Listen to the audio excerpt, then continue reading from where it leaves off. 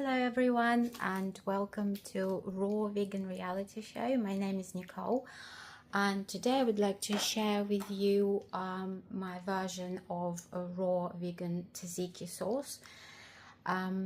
It's basically a copy of the regular Greek ingredients of the Greek recipe of the tzatziki sauce or dressing, with the only difference that instead of the yogurt we'll be using cashew nuts, and in the combination of the lime and lemon, it literally tastes like yogurt. My nuts have been soaked and frozen and stored in in this bag here. I'll just break them down a little bit to be able to use some of them. The reason why I freeze nuts is that I use Ninja blender instead of the Vitamix, so it doesn't it's not as powerful as Ninja blender, so it really helps to have nuts nice and cold and obviously pre-soaked prior to being frozen. It gives a much smoother finish, and also I don't need to worry about using them all up on the same day of soaking or keeping it in the fridge for just about 2 days. I did that before and I found that they went off really fast. They were going bad, the nuts.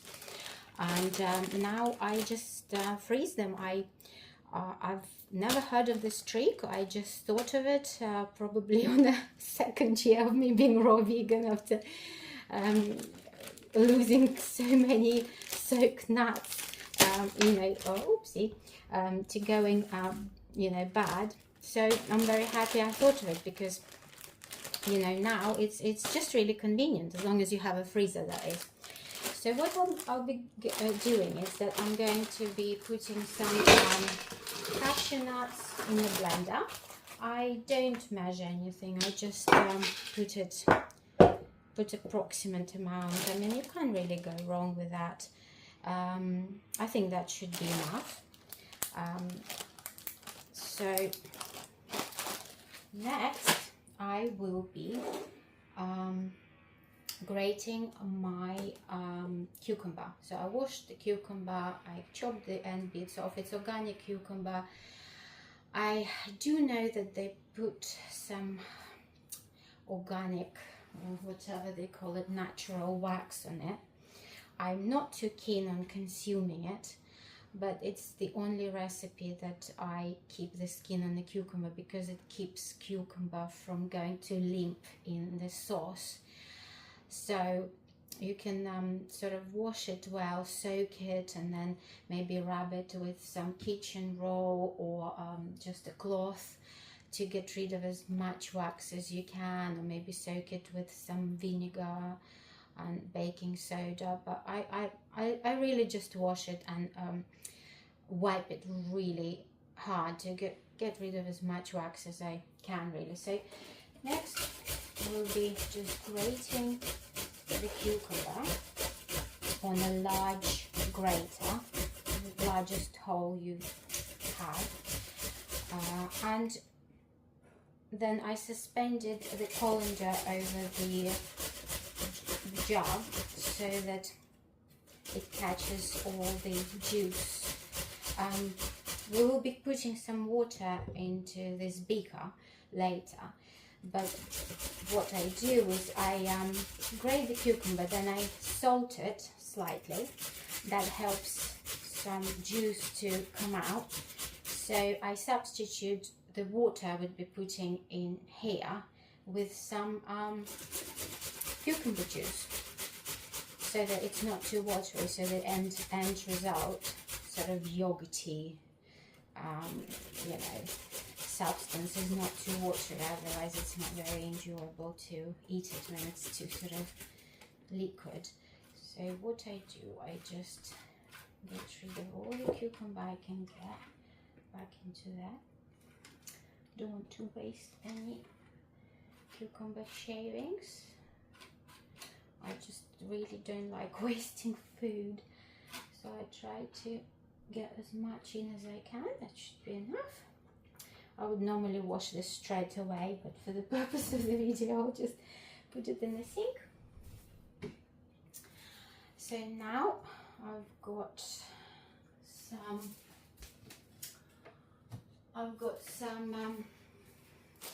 Vogel Salt, and it's a mixture of sea salt, vegetables and herbs, which are celery, leek, cress, onion, chives, parsley, lavage, not sure what that means, a garlic, basil, marjoram, rosemary and thyme, and a bit of kelp even. Woo -hoo. Certified organic, free from MSGs, gluten, lactose, milk protein, additives and preservatives. So that's been my go-to salt for quite a while, apart from when I make something sweet. Then I just use coarse sea salt. I did used to use a lot of Himalayan salt back in the day before I became raw vegan, but then I do know salt, I believe salt is not good for you, full stop. I believe that ultimately one should avoid using salt, but I just think it gives so much flavor to food, and maybe eventually when I have been raw vegan for more years, and I already feel that I'm slowly starting to lean towards eating much more fruit than anything else. But at the moment when I have maybe a salad, I just feel like I need a bit of salt. So what I do, I use, obviously this is not just salt, that's salt mostly, but with some extras, so it's already less percentage of it, but I use it sparingly. So I just put a bit of salt through these little holes and I just let it sit for a minute, and as you can see it's already releasing some juice in there. I can really even sort of mix it up a bit so the water comes out quicker. Oopsie, don't want that here. And just do that and leave it. Okay, now we have cashews here, frozen cashews, still hot, cold I believe. I'm using a lot of garlic, a lot. I love garlic. I obviously, because you don't use the whole, I have massive salads with this, so you know, I have I make sort of zucchini noodles. I put loads of green leaves, loads of tomatoes.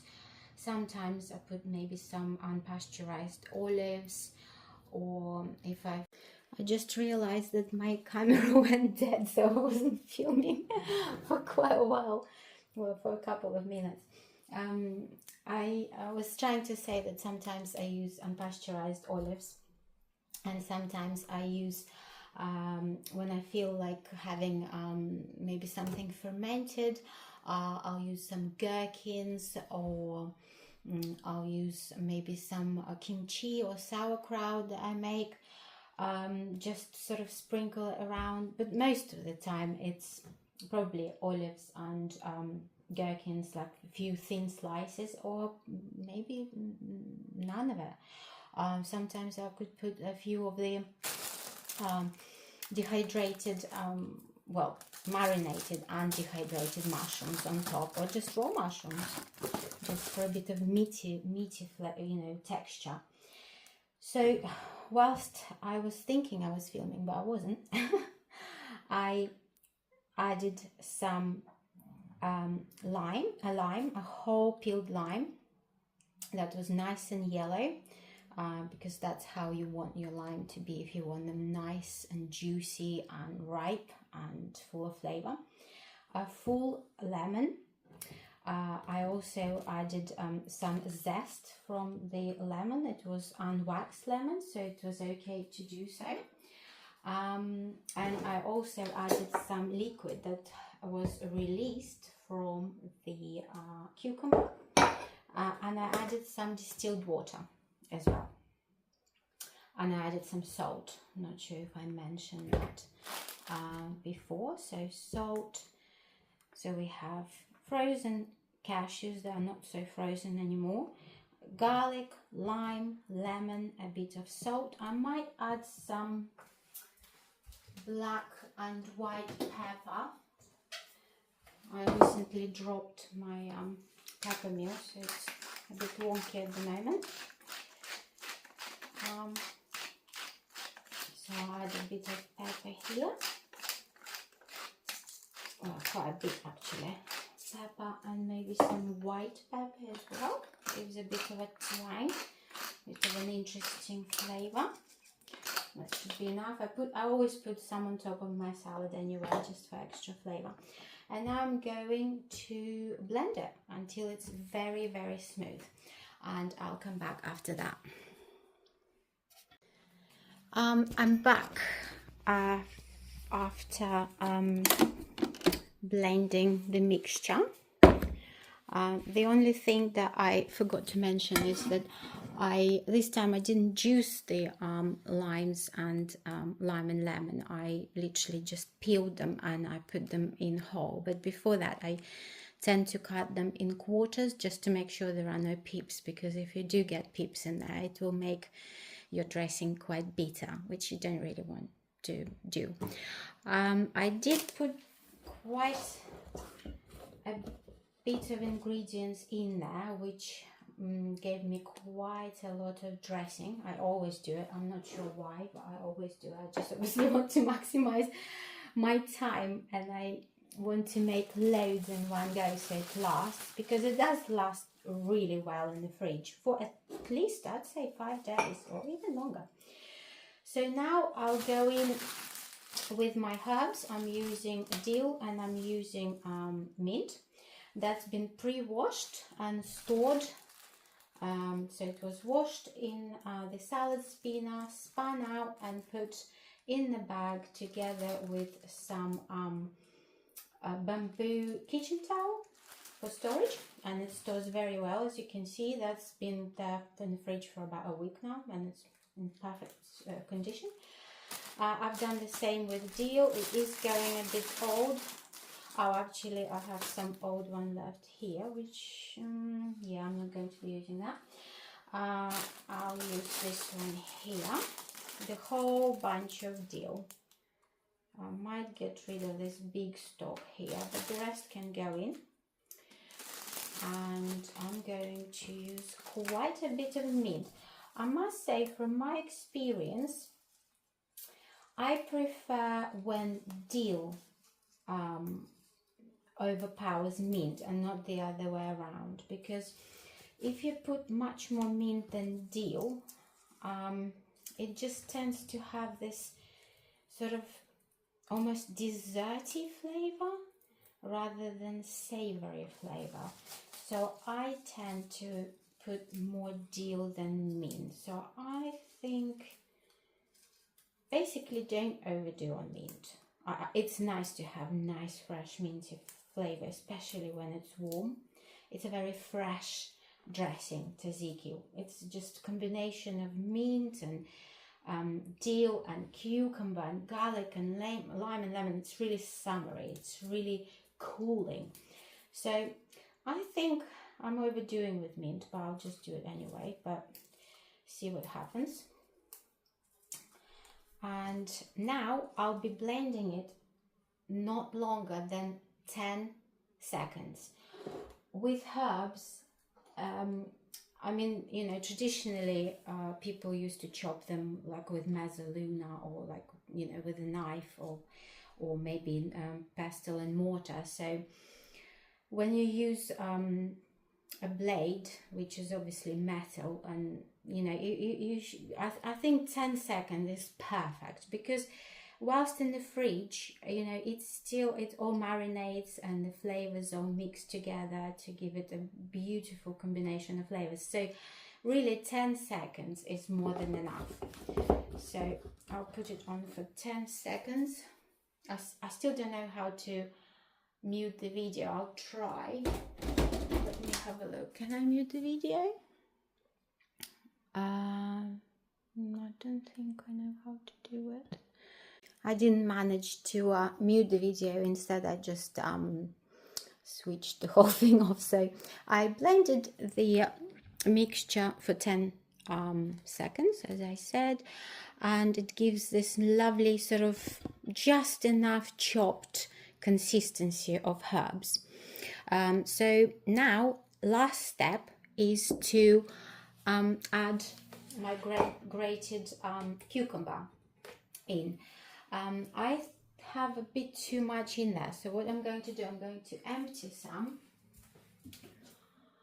I'm going to empty some of it into a bowl, and then I'm going to re-add it afterwards, or I'm going just to have it now with some salad, or see what happens with it. So I'm just putting it all in there, all my grated cucumber.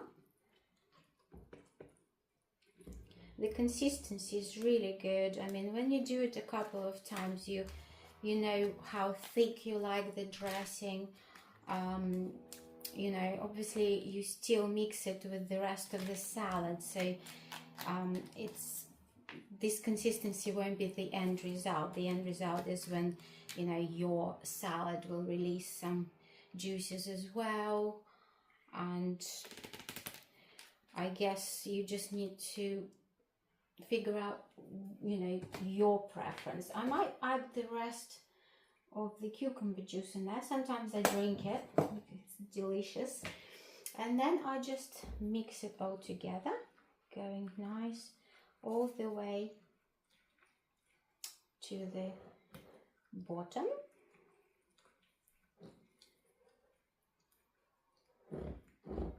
All the way, all the way, all the way.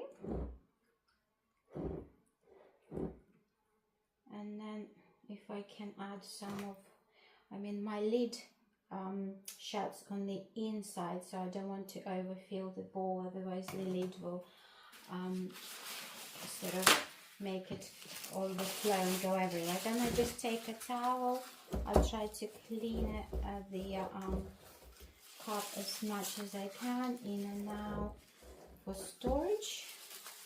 And then I get the lid, if I can find one. Here it is. And then I close it and put it in the fridge. And tonight I'm probably going to have it with zucchini noodles that I literally just peel a zucchini and I spiralize it with, I have like a large spiralizer, but I don't really like using it. What I use is just this peeler. I mean, it's not the best, but I mean, at least I don't have to do too much washing up after that.